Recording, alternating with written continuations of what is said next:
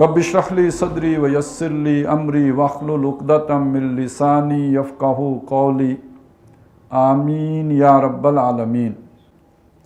ये सूरह ज़ारियात की आयात 15 तक 23 हैं जिनकी तिलावत आपने समाअत फरमाई है। 14 आयात पर हमने गुफ्तगू इससे पहले कर ली थी और आयत नंबर 15 से मुत्तकी लोगों का ज़िक्र शुरू हो रहा है। इससे पहले उन लोगों का ज़िक्र हुआ कि जो दोज़ख में जाने वाले हैं, जो गैर मुत्तकी हैं, और ये एक तकाबुल है जो दोनों का यहाँ सामने लाया गया है। लेकिन ये कि थोड़ा सा मैं चाहता हूँ कि इन आयात पर गुफ्तगू करने से पहले पिछले सबक का एक इयादा कर दूँ ताकि मज़मून का रब्त जो है वो कायम हो जाए। इब्तिदाई कस्में खाने के बाद और ये बात कहने के बाद कि ये सारा निज़ाम दर हकीकत इस बात की गवाही दे रहा है कि जज़ा व सज़ा होके रहनी है और जिसका तुम वादा किए जा रहे हो वो सच है, यानी वो तुम पर अज़ाब भी आएगा और आखिरत में जो है अल्लाह ताला की अदालत भी लगेगी और जन्नत दोज़ख का फ़ैसला भी होके रहना है। उसके बाद जो कसम खाई गई वस्समाए ज़ातिल हुबुक, हमने इस पर गुफ्तगू की थी कि हुबक असल में जमा है हुबैका से, और इसको अगर मैं मुख्तसरन बयान करूं तो ये बात होगी कि कोई ऐसी शय कि जो लहरों वाली हो, जिसमें एक कैफियत ऐसी हो कि जैसे लहरें सी बन रही हूँ, कभी बन रही हूँ कभी टूट रही हूँ, तो वो उसका इतलाक़ जैसे समंदर की लहरें होती हैं उस पर भी हो सकता है, आसमान पर जैसे बादल होते हैं उस पर भी हो सकता है। एक इतलाक़ सितारों पर भी किया गया। एक तर्जमा इसका क्या, जालीदार आसमान, यानी ये कि जिसके ऊपर बहुत से तारे हैं और जिसकी वजह से उसमें एक तारों का रंग है और एक खाली जगह है, तो यानी उसमें भी एक इख्तलाफ की बात है, कोई भरी हुई जगह है कोई खाली जगह है। और एक माना वो किया गया जैसे सहरा में बन जाते हैं, ऊंचे नीचे टीले बन जाते हैं, लहरें सी बन जाती हैं। और जो इसकी शुरू की कस्में आई थी वज़ारियात ज़रवा फ़लहामिलात विकरा, तो वो हवाएं हैं कि जो भारी बोझ उठा के लाती हैं। तो समंदर की लहरें भी हवाएं बनाती हैं और जो सहरा में रेत के ऊपर लहरें सी बनती हैं वो भी हवाएं बनाती हैं। और उससे अगली बात यह है कि जो बादल होते हैं उनमें भी जो ऊंच नीच और उनको लेके चलना वो भी काम हवाएं करती हैं। तो असल जो शय है कि कहीं पे वो मौज की कैफियत है और कहीं पे जो है वो नशेब की कैफियत है। तो ये दो चीज़ें यानी अप्स एंड डाउन्स, ऊंच नीच का जो एक मामला है, नशेब व फराज का मामला है। तो जैसे ये नशेब व फराज का मामला है, इन्नकुम लफ़ी कौलिम मुख्तलिफ, इसी तरह तुम भी बात में मुख्तलिफ हो। अब बात में मुख्तलिफ होने का मतलब क्या है कि जो कुरान मजीद ये बात कह रहा है कि तुम्हारा जो है हिसाब किताब होगा, दीन होगा, बदला होगा, जज़ा सज़ा होगी, इस और जो नबी अकरम सल्लल्लाहु अलैहि वसल्लम इससे तुम्हें मुतनब्बे कर रहे हैं, इसके जवाब में तुम जो बात कहते हो वो एक नहीं कहते, मुख्तलिफ कहते हो। जैसे हुजूर के बारे में कोई कहता है साहिर है, कोई कहता है मजनून है, कोई कहता है कि ये मशहूर हैं, कोई कहता है अपनी अपनी बातें मुख्तलिफ करते हैं। इसी तरह आखिरत के बारे में भी मुख्तलिफ अक़वाल हैं तुम्हारे, कोई एक कौल नहीं है, कई किस्म के अक़वाल हैं तुम्हारे। कोई कहता है हो ही नहीं सकता, कैसे होगा। एक कोई ख़ास किस्म का, उनके यूँ समझिए कोई मसक़शुदा ज़हनियत के जो उनके दानिश्वर होंगे, उनकी सोच तो ये भी थी कि वमा युहलिकुना इल्ला दहर इन हिया इल्ला हयातुन दुनिया नमूतु व नहया वमा युहलिकुना इल्ला दहर। गोया बाद की ज़िंदगी ही का इनकार है, दोबारा उठना ही नहीं, कोई जवाबदेही नहीं, बस ये दुनिया ही की ज़िंदगी है, इसी में ऐश कर लो, बाद में पूछा ही नहीं जाएगा। एक कौल ये है। एक कौल ये है कि उठेंगे तो सही, हिसाब किताब तो होगा, लेकिन ये कि वो और लोगों का होगा, हमारे जो ये चाहने वाले हैं जिनकी हम पूजा करते हैं, जो हमारे बुज़ुर्ग हैं, ये हमें बचा लेंगे। एक ये भी हो सकता है कि अल्लाह बड़ा गफूर है, बड़ा रहीम है, वो कुछ कहेगा ही नहीं, वैसे डराता रहता है कि जी आग में डाल दूंगा, ये कर दूंगा, वो कर दूंगा, करेगा कुछ नहीं, सबको जन्नत में डाल देगा। तो ये जो सारी चीज़ें ये साबित किसको कर रही हैं, हिसाब किताब नहीं होगा। तो तुम हिसाब किताब को जुटलाने के लिए और जज़ा सज़ा को जुटलाने के लिए जो बातें बनाते हो वो मुख्तलिफ हैं, एक बात नहीं कहते। ये कोई भी हक़ जब आप लेके खड़े हों, कोई भी हक़ हो, तो उसके मुकाबिल जो बातिल कुव्वतें होती हैं, जो झूठ पर खड़े होते हैं, वो एक बात नहीं कहते, ये एक ख़ास बात है। उनकी बातें मुख्तलिफ होंगी, उसमें कोई जो है उस हक़ को जुटलाने के लिए एक अंदाज़ इख्तियार करेगा, कोई दूसरा अंदाज़ इख्तियार करेगा। बाद में उनमें बीच में बड़ा तज़ाद भी होता है। एक कोई कहेगा कि जनाब इनकी कोई सलाहियत ही नहीं, दूसरा कहेगा नहीं है तो बड़े बासलाहियत, मगर लगती सारी मनफी साइड पर हैं। تو یہ مختلف باتیں آئیں گی، کبھی ایک بات نہیں. کوئی شاعر کہے گا، کوئی شاعر کہے گا، کوئی مسحور کہے گا، کوئی کذاب کہے گا، کوئی کیا کہے گا، کوئی کیا کہے گا. تو یہ باطل کی ایک خاص نشانی ہے کہ اس کا قول ایک نہیں ہوتا. انکم لفی قول مختلف، اس کے قول مختلف ہوتے ہیں. یوفک عنہ من افک، اس سے اب یہ جو یوفک، یہ جو خاص طور پہ یہ الفاظ ہیں، ان کو یوں سمجھ لیجئے کہ بچلایا جانا بھی اس کا ترجمہ کیا جاتا ہے. ہم اپنے محاورے میں اس کا ترجمہ کریں تو صحیح ترین ترجمہ ہوگا مت ماری جانا. مت ماری جاتی ہے اس سے کہ جس کی مت ماری گئی، جو اس سے جس نے اپنا جو ہے وہ ذہن موڑا، فوکس نہیں کیا، اس پر توجہ نہیں کی، اس سے دھیان نہیں دیا، اس نے جو ہے غیر جانبدارانہ انداز میں نہیں دیکھا، پھر اس کی مت ماری جاتی، پھر اسے سمجھ نہیں آتی. پھر یوں سمجھیے کہ وہ اس کے لیے ایک بڑی جو ایک شے بن جاتی ہے، جیسے ہم نے پچھلی صورت میں پڑھا تھا فی امر مریج، ایک ایسی کیفیت مخمسے کی کہ جس میں آدمی فیصلہ کرنے کی پوزیشن میں ہی نہ رہے، ایک کنفیوژن کی کیفیت میں چلا گیا. یہ جو مریج ہے کہ جو ایک کھینچا تانی کسی کیفیت، جیسے معاملہ پھنس گیا ہو، مخمسے میں پڑ گیا ہو، وہ کہیں اس سے نکل کے نہ دے رہا ہو، کلیئرٹی نہ آ رہی ہو، اس مفہوم کو یہاں یوفک عنہ من افک، جو بچلایا گیا، جس کی مت ماری گئی، وہی ہے کہ جو اس سے بچلا، اللہ نے اس کی مت مار دی. اب اس کو سمجھ ہی نہیں آتی، سوجھ بوجھ ہی نہیں ہے. اب اس کے بعد جو تبصرہ کیا گیا ان پر وہ یہ ہے قتل الخراسون. خراس وہ شخص ہے، ویسے تو یہ جو لغت میں لفظ استعمال ہوتا ہے کہ اندازہ لگا کر جب کسی شے کا وزن کرتے ہیں. ہمارے ہاں کھجوریں تو ہوتی نہیں، وہاں کھجوریں ہوتی تھیں. اب کھجور کا درخت اتنا اونچا ہے، اب نیچے سے کھڑے ہو کے اس نے اندازہ لگایا 2 من ہوں گی، تو اب وہ 2 من نکل آئیں، 2.5 من نکلیں، 2.25 من نکلیں. یہ کوئی ضروری تو نہیں کہ ایگزیکٹ نکلیں، یہ خراس ہے. تو اسی طرح ہمارے ہاں بھی آپ کو پتہ ہے فصلیں ہوتی ہیں تو لوگ اندازے سے وہ کر لیتے ہیں، جو دین میں تو غلط ہے، یہ بالکل غلط بات ہے. اس طرح اندازہ لگا کے تو وہ وزن نہیں ہونا چاہیے، وہ تو بالکل تولنا چاہیے اس چیز کو. لیکن یہ کہ لوگ اندازہ لگانے والے ہوتے ہیں. اب ایسے ہی کوئی اندازہ لگانے والے ہوتے ہیں کہ جو بڑے بڑے حقائق کے بارے میں اندازہ لگاتے ہیں، یعنی دیکھا بالا کچھ بھی نہیں، ناپ تول کوئی بھی نہیں، ایک تکا ہے، ایک خیال ہے جو ذہن میں آیا اور وہ چھوڑ دیا. اب آخرت کے بارے میں تکا لگانا، تو وہ لوگ ہیں کہ جو بس اپنے انہی تبخیری نظریات کو، خیالات کو، ایک تکے ہیں جن کی کوئی حقیقت نہیں، کوئی بنیاد نہیں، نہ کوئی عقل میں ہے، نہ منطق میں ہے، نہ نقل میں ہے، اپنے پاس سے جو ہے گھڑ کے من گھڑت چیزیں اور خود ساختہ چیزیں، اپنے پسند میں آئی ہوئی باتیں، ان کو جو ہے وہ بیان کر کے سمجھتے ہیں کہ یہی اصل علم ہے، اصل حقائق ہیں. اور وہ کسی کو بتانے جوگے بھی نہیں ہوتے، بس ایک تکے ہی ہوتے ہیں، اندازے ہی ہوتے ہیں، خیالات ہی ہوتے ہیں، ایک وہمی اور قیاسی باتیں ہوتی ہیں. یہ لوگ ہیں خراسون. کہا گیا کہ یہ لوگ کہ جو ان چیزوں کے بارے میں بڑی سرسری، ظاہر آدمی اندازہ کہاں لگاتا ہے. آپ کبھی بھی اپنا کوئی کاروبار کر رہے ہوں تو کاروبار کرتے ہوئے تو وہ ٹھوک بجا کے آپ چیز لیتے ہیں، اس کو دائیں سے دیکھیں گے، بائیں سے دیکھیں گے، ناپیں گے، تولیں گے. سونا لے رہے ہوں تو اس کو آپ کمپیوٹر پہ چیک کرائیں گے، بھئی اصل ہے یا نہیں ہے، اور یہ کتنے کیرات کا ہے، اور اس میں کیا جو 24 کا پورا بھی ہے یا نہیں ہے. تو یہ تو سارا کچھ ادھر چیک کیا جائے گا. لیکن یہ کہ زندگی کی اصل حقیقت کے بارے میں بس اندازہ لگا لیا، کوئی زیادہ سوچا ہی نہیں، کوئی غور ہی نہیں کیا. تو اپنے دنیا کے معاملات تو خوب ٹھوک بجا کے کرتے ہیں، لیکن آخرت اور جو اصل حقیقت ہے زندگی کی، اس کے بارے میں ایک اندازہ، ایک وہمی اور خیالی بات. تو یہ وہ لوگ ہیں کہ جو مارے جائیں، قتل. اب یہ جو مارے جائیں، اس میں یہ بھی مارے گئے بھی اس کا معنی ہو سکتا ہے، کیونکہ ماضی مجہول استعمال ہوا ہے، تو وہ قتل کیے گئے، مارے گئے، برباد ہو گئے، یہ معنی بھی ہے. اور یہ کہ اس کے اندر یوں سمجھیے کہ ایک بد دعا بھی ہے کہ وہ مارے جائیں، ان کی مت ماری گئی ہے تو اب ان کی جو ہے گردن بھی ماری جائے، ان کی گردن اڑائی جائے جو یہ اندازے لگانے والے ہیں. اب وہ کیفیت آئی کہ الذین ہم فی غمرۃ ساہون.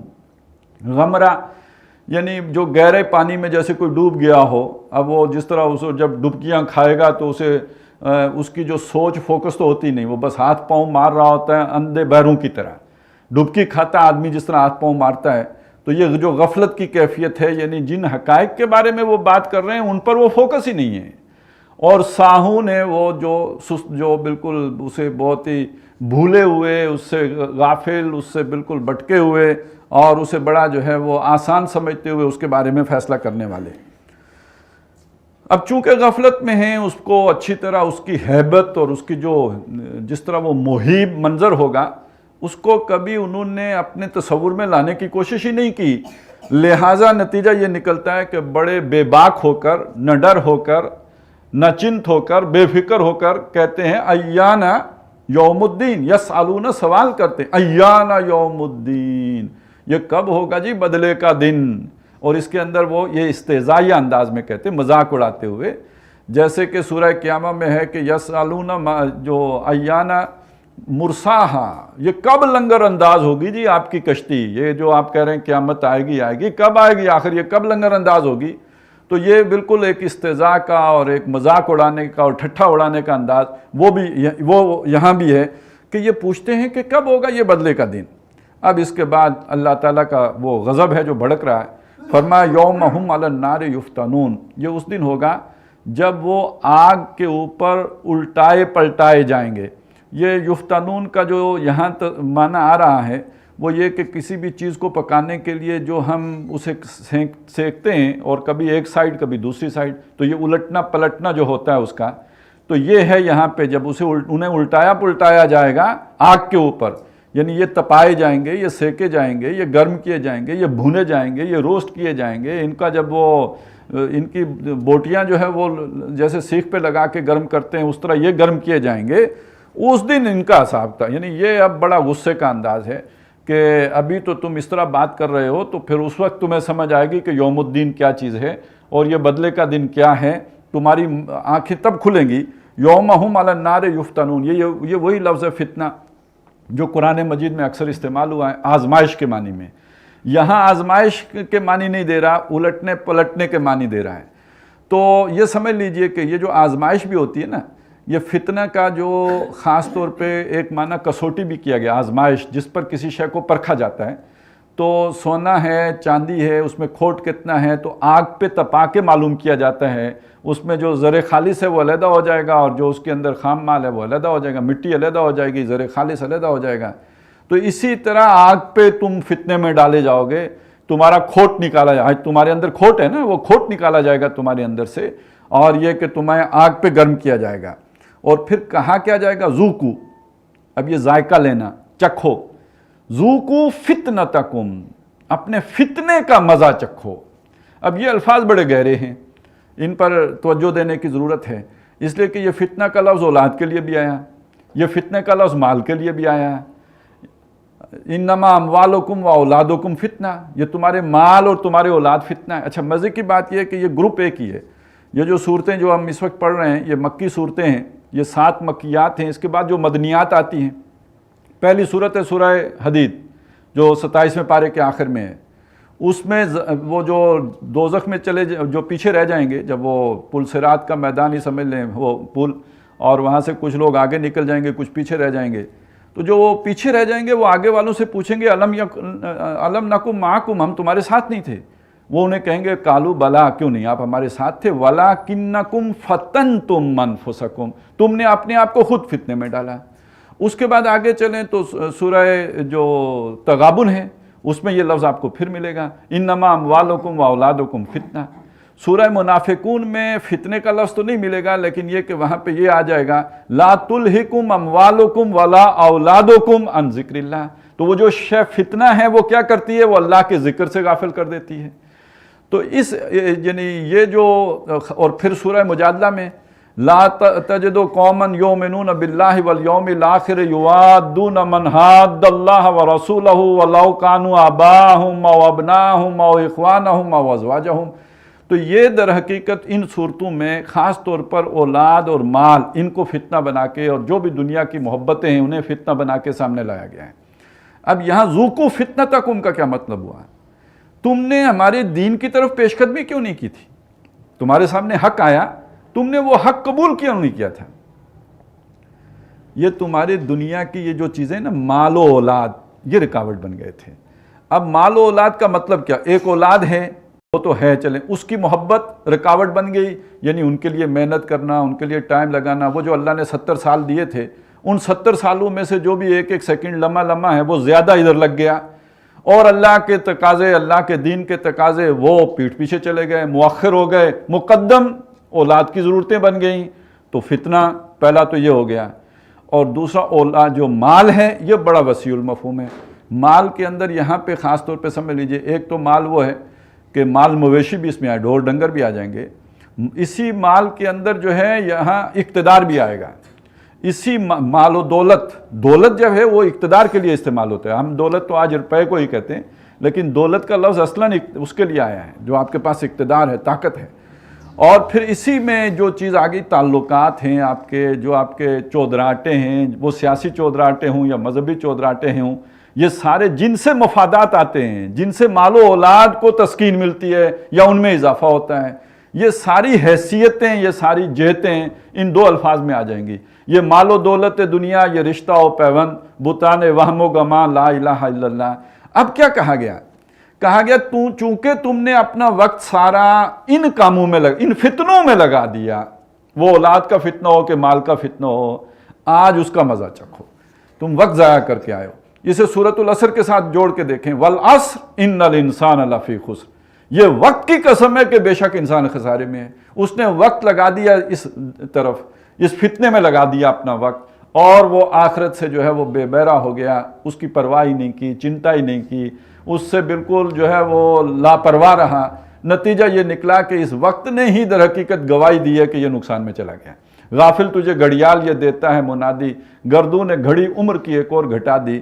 اور یہ وقت جو ہے یہ کس طرف لگتا ہے؟ جو انسان کے لیے جو چیزیں فتنہ بنتی ہیں، جن کی محبت میں گرفتار ہو کے ادھر سے غافل ہوتا ہے، وقت ادھر ضائع کر بیٹھتا ہے، زندگی ادھر گم ہو جاتی ہے۔ اسی کو یوں سمجھ لیجئے کہ انسان کے لیے جو سب سے بڑی ٹھگی ہے نا، ویسے تو ٹھگ آپ کو معلوم ہے بڑے 420 قسم کے لوگ ہوتے ہیں، اور اب تو لوگ خیر 420 کا لفظ بھی پیچھے رہ گیا، مزاربہ اس سے بھی بڑا لفظ ہو گیا ہے، لیکن یہ کہ جو اصل ٹھگ ہے، سب سے بڑا ٹھگ، وہ یہ دنیا کی زندگی کی یہی چیزیں، مال و اولاد، یہ بہت ٹھگ ہیں، یہ آپ کا وقت ٹھگ لیتے ہیں۔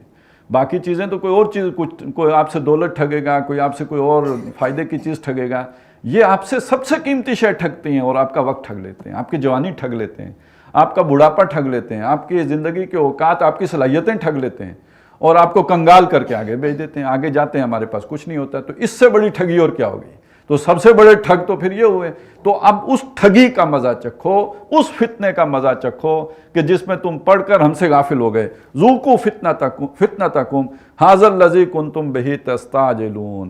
اب وہ جو مذاق کرتے تھے اس میں یہ بھی تھا، چڑھانے کے لیے اور اپنی عوام کو متاثر کرنے کے لیے کہ دیکھو یہ ایسی نری دھمکیاں ہیں کہ یہ عذاب آئے گا اور ہم پر جو ہے وہ گرفت ہو جائے گی اور آسمان ٹوٹ پڑے گا۔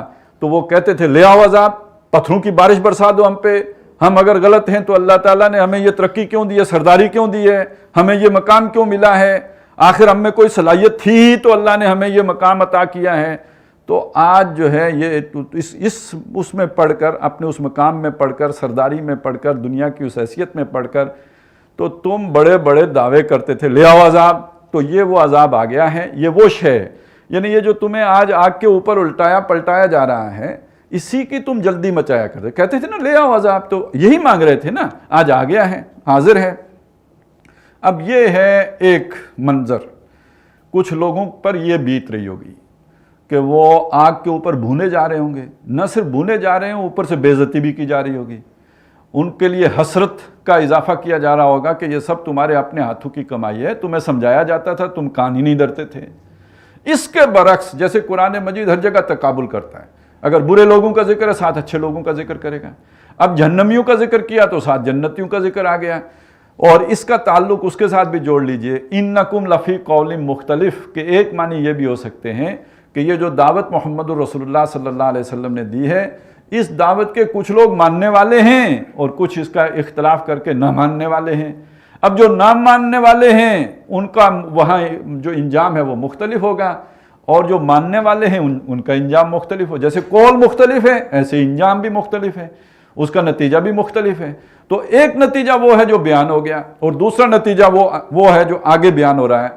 فرمایا ان المتقین فی جنات و عیون، بے شک جو متقی لوگ ہوں گے، اور متقی پرہیزگار، اللہ سے ڈرنے والے، اچھا ڈرنے کا معنی یہ نہیں ہے کہ خوف زدہ، جیسے آدمی کسی ڈراؤنی شے سے خوف زدہ ہوتا ہے، بلکہ اللہ تعالیٰ کو رحمان اور رحیم رب مانتے ہوئے اس بات سے ڈرنے والے کہ کہیں وہ ناراض نہ ہو جائے کہ تم نے میری نعمتوں کی قدر نہیں کی، وہ اتنی شفیق ہستی ہے کہ اس کی ناراضگی یعنی اس کا خفا ہونا یہ میں گوارا نہیں کر سکتا، افورڈ نہیں کر سکتا، کوئی محبوب مجھ سے ناراض نہ ہو جائے، اس معنی میں ڈرنا، یہ معنی یعنی یہ شیر سے جیسے ڈرتے ہیں یا کسی خوفناک شے سے ڈرتے ہیں، اس معنی میں ڈرنا کا مطلب نہیں ہے، ڈرنا اس معنی میں کہ وہ محبوب ہستی کہیں مجھ سے خفا نہ ہو جائے، ناراض نہ ہو جائے۔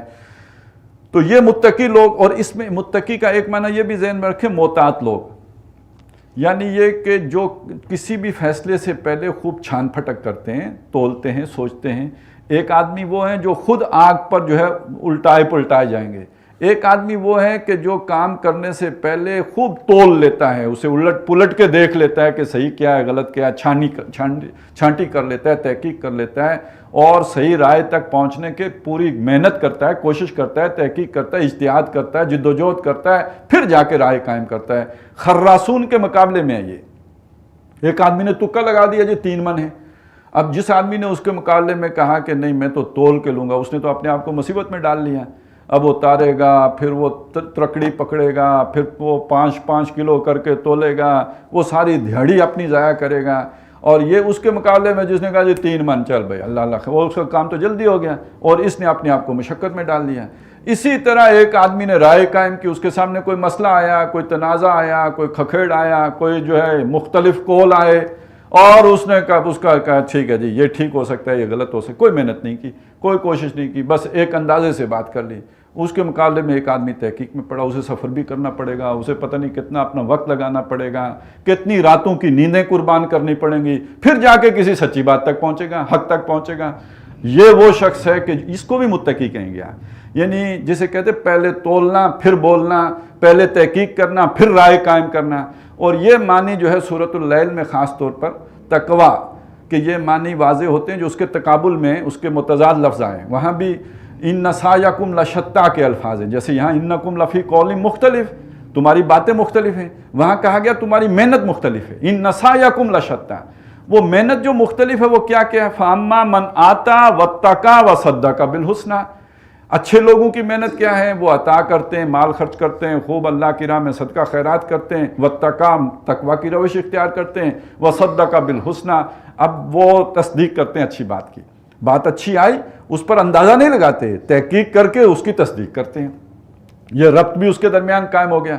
اور اس کے مقابل جو لوگ ہیں متضاد، جو جن کے کام ہیں وہ کیا ہیں، آتا کی جگہ بخیلا، ایک خرچ کرنے والا ہے، دوسرا بخیل ہے، کنجوس ہے، وَأَمَّا مَن بَخِلَ، تقویٰ کی جگہ وَاسْتَغْنَا، بے نیاز، پرواہ نہیں کرتا، جو دل میں آئی کہہ دی، سوچنے کی ضرورت ہی نہیں، اس نے محنت کی نہیں رائے قائم کرنے کے لیے، بس استغنا کے ساتھ ایک فیصلہ کر لیا۔ اب جو مستغنی مزاج ہے وَكَذَّبَ بِالْحُسْنَى، یہی جو ہے اچھائی کی تکذیب کرے گا، اسے نہیں مانے گا، وہ اس رو پہ چلے گا جس رو پہ لوگ چل رہے ہوں، اور وہ بات کی تہہ تک پہنچنے کی کوشش ہی نہیں کرے گا۔ یہ ہے اصل میں سایہ کا فرق، اور یہی ہے قول کا فرق۔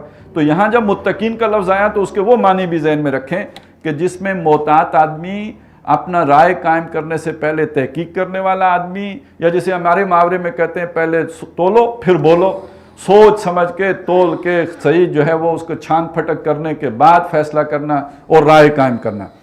تو یہ جو لوگ ہوں گے جنہوں نے زندگی کو سیریس لیا ہے، ہر کام کرنے سے پہلے سوچا ہے کہ میں اکاؤنٹیبل ہوں گا، اللہ کے سامنے جا کے جواب دہی کرنی ہے، ان کے لیے وہاں باغات ہوں گے اور چشمے ہوں گے۔ اب یہاں پہ مطلب یہ بہت ہی اجمالاً ذکر آیا ہے جنت کی نعمتوں کا، قرآن مجید میں اور جگہوں پہ بڑی کثرت کے ساتھ بھی ذکر آیا ہے، لیکن یہاں پہ بڑا مختصر ہے، جنات ہیں یعنی باغات ہوں گے۔ اچھا، یہ جب عرب میں کہا جائے گا نا جنات ہیں، تو اس باغات ایک ایسی وادی میں کہ جس کے بارے میں قرآن کہتا ہے وادی غیر ذی زرع ہے۔ حضرت ابراہیم کہہ رہے ہیں اللہ میں نے اپنی اولاد کا ایک حصہ لا کے ایک ایسی وادی میں آباد کر دیا ہے، بے وادن غیر ذی زرع، جس میں کوئی شے نہیں پیدا ہوتی، بے آب و گیا زمین ہے، وہاں یہ کہنا باغات ہوں گے تو کتنی بڑی نعمت ہے، کتنا بڑا جو ہے وہ آپ کو یوں سمجھے کہ جو بہت بڑا ایک انسینٹیو دیا جا رہا ہے، آپ کو باغات ملیں گے۔ اور وہاں پہ جو بڑی مشکل سے ایک چشمہ نکلا آب زمزم، وہ بھی آپ کو پتہ ہی ہے معجزاتی طور پہ، تو ان لوگوں کو کہنا چشمے اور رواں چشمے ہوں گے۔ تو یہ در حقیقت خاص اس ماحول کو سامنے رکھ کر ان نعمتوں کا بیان کیا جا رہا ہے۔ اس کا یہ مطلب نہیں کہ یہی نعمتیں ہوں گی، وہ بے پایہ نعمتیں ہیں، بلکہ یہ کہ جیسے قرآن مجید نے اس کا ذکر کیا ہے بعض جگہوں پہ کہ ایک نعمتوں کا رخ تو وہ ہوگا نا کہ جو ہر انسان کی جو اس کو اللہ تعالیٰ نے مختلف نفسانی خواہشات جو دی ہوئی ہیں، ان نفسانی خواہشات کی تسکین کا جتنا سامان بھی ممکن ہے وہ سب، یہ جو بھی پرندوں کا گوشت ہوگا اور یہ ہوگا اور اس طرح کے میوے ہوں گے اور ڈرائی فروٹ ہوگا اور یہ پھل ہوں گے اور انگور ہوں گے اور یہ کہ بہتی نہریں ہوں گی اور شہد ہوگا، یہ ساری وہ چیزیں ہیں جو سب انسانوں کی ضرورت ہیں، یہ تو وافر ہوں گی ہی ہوں گی۔ اس کے اوپر جو بھی حوریں ہیں، حور و قصور ہیں، یہ بھی ہر انسان کی ضرورت ہے تو وہ بھی وافر ہوں گی۔ تو اس سب کو جمع کر کے ایک جگہ پہ سورہ حامیم سجدہ میں کہا وَلَكُمْ فِيهَا مَا تَشْتَهِي أَنفُسُكُمْ، تمہارے جی جس کی اشتہا کریں گے۔ تو یہ اشتہا والی چیزیں ہیں جن کی یہ ساری فہرست آ گئی۔ اس پر مستضاد کچھ اور بھی ہوگا، وَلَكُمْ فِيهَا مَا تَدَّعُونَ، تمہارے لیے وہ بھی ہوگا جو تم مانگو گے۔ اب مانگنے کا تعلق اپنے ذوق کے ساتھ ہے، ہر آدمی کا ضرورت سب کی ایک جیسی ہے، ذوق اپنے اپنے، تو جو آپ کا ذوق ہوگا وہ ذوق بھی، اس کی بھی تسکین کا پورا سامان کیا جائے گا۔ اور بات یہاں جا کے ختم نہیں ہوئی، یہ سب بھی ابتدائی مہمان نوازی ہوگی، نزلا من غفور الرحیم۔ یہ تو جیسے کوئی گھوڑے سے اترا اور فوری طور پر آپ نے جو اسے پیش کیا ٹھنڈا یا گرم، یہ سب اس درجے میں، اصل ضیافت کا تو ذکر ہی نہیں ہے۔ وہ اصل ضیافت کیا ہے؟ پچھلی صورت میں ہم نے پڑھا تھا وَلَدَيْنَا مزید، یہ تو ہوگا، ہمارے پاس مزید بھی ہوگا۔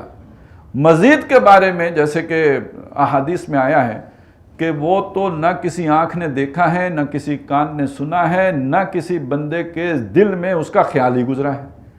اب مجھے بتائیے کہ جو شے آپ نے نہ دیکھی ہو، نہ سنی ہو، نہ اس کا کبھی آپ کو خیال آیا ہو، وہ کیسے مانگیں گے آپ؟